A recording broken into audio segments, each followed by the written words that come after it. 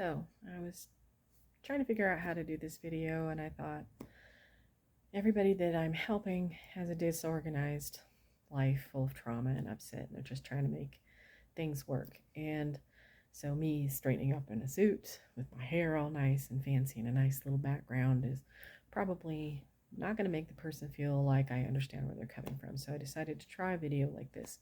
One of my parishioners, because I'm an archdeacon in a recovery church, is a single parent, and she told me that something I said to her really helped her and her children with the problems they were having with their PTSD and the special needs of the household. And she said that I should make videos about things like that because she felt that other women could use the same advice, and also I think any person can. So it's just a really simple advice. It's one of the things that I do to help people get through their day, reduce trauma, and stabilize. So today I'm going to tell you, if your house isn't clean and your dishes aren't done, who cares?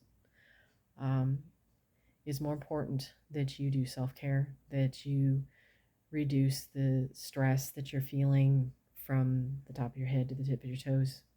It's more important to spend time with your kids, just letting them be kids. One of the pressures I think that happens to parents is that the kids come home from school and they've had to be in a very regulated situation. And now with COVID, it's really regulated. And they are uptight. There's a lot of energy to expend, and they've had a lot of expectations, and their friends have expectations.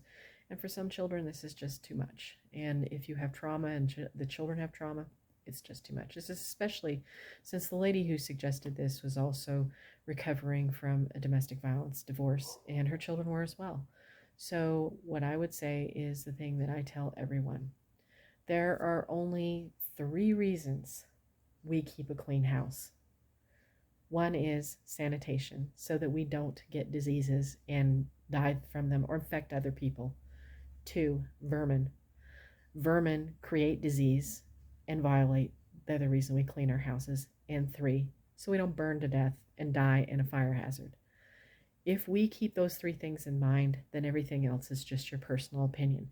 On a bad day, when I'm having a hard time, if you came into my house, you would see dirty dishes in the sink. And that might make me look to some people like a big slob, but you just caught me on a day that I didn't feel good or had too many things on my plate and I didn't have time. So give yourself a moment to breathe and relax your body as you breathe out, and just be in your home. Your home should be a comfortable place for you and your family to live. It's your home with your family.